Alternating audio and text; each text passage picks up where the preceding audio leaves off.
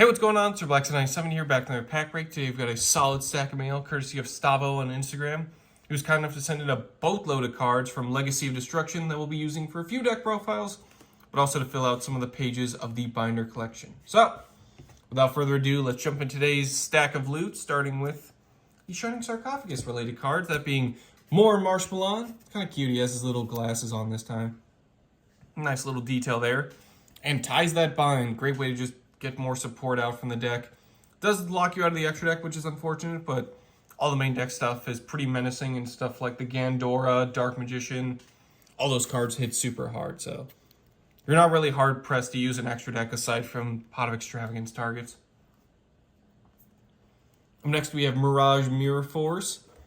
Nice little Mirror Force for illusion monsters.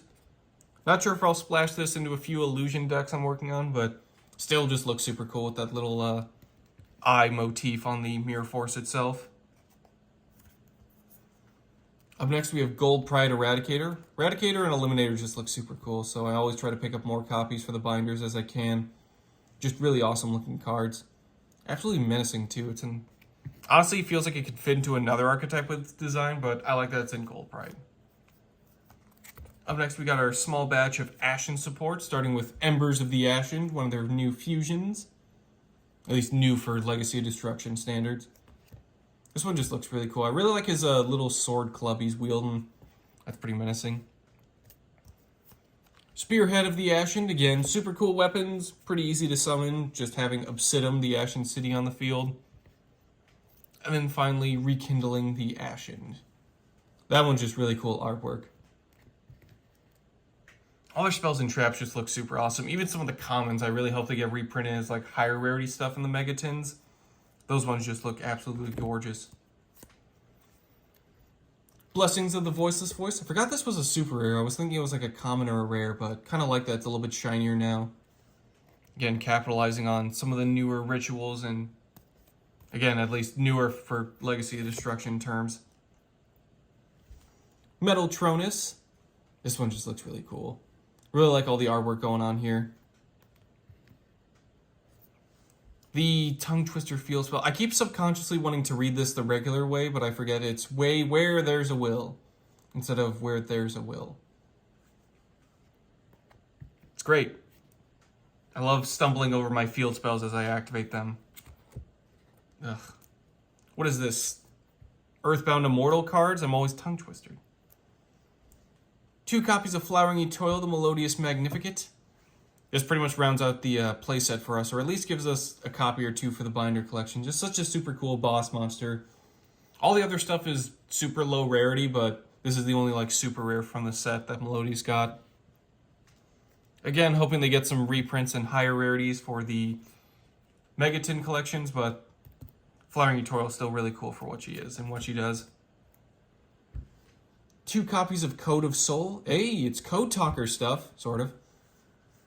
But it's also a Cyberse card, so it's automatically my favorite ever.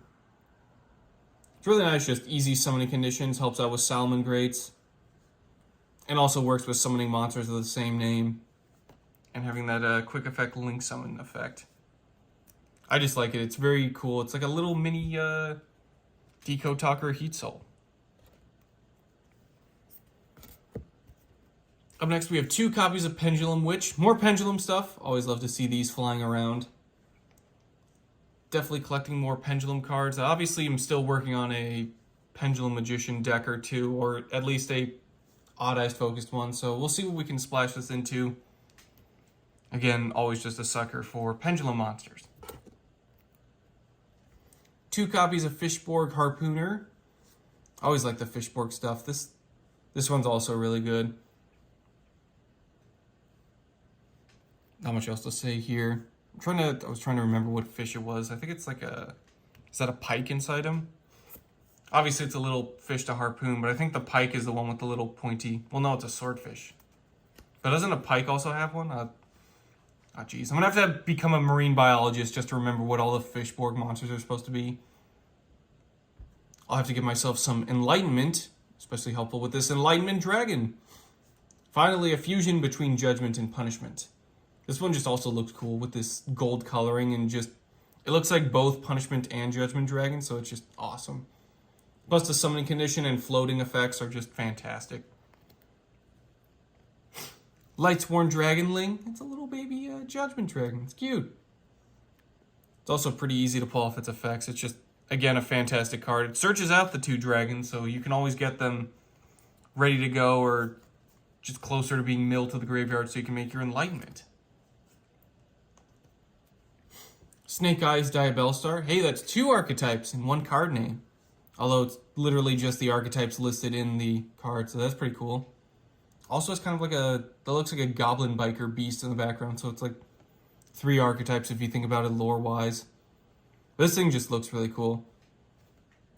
There's not much else to say there, it's just the artwork is fantastic. A couple of Ragnaraka cards. We got Chain Coils, probably my favorite out of all the links. Just looks super awesome with the little snake heads in the background. The Link 5 also looks really cool. Reminds me of, what is that, Shiraleg? The Tri-Brigade Link 4. Kind of has like a similar designer motif he's going for there. But also their main level 1 Kickstarter, Ragnaraka the Evil Seed. Because a double searcher is just wild. It does end up having to also get rid of one of the cards you search, but that's fine. It kind of benefits their playstyle of stuff being banished or sent to the graveyard. So Evil Seed isn't really that evil. It's more of just a helpful seed. Helps your plays grow there. It's fine. And then finally we have Varudris, the final bringer of the end time. Nice little rank 10 here. Might splash this into YuGiOh. Might throw this around to a couple other decks. Or at the very least, it goes in the binder collection because it's super shiny. And it just looks awesome. So many archetypes it kind of reminds me of. But it's just cool that it kind of floats on its own. Plus, it's a nice little Omni-Negate bringer, so can't go wrong there. Big thanks to Stavo on Instagram for sending these in. Definitely got my fill of Legacy Destruction thanks to his help, and definitely got a lot of decks ready to go now. Or at least slightly closer to completion, so stay tuned for any profiles that Stavo may have helped fully finish and build out. In any case, that'll do it for today's pack break. Thank you all for watching, and I will see you guys next time.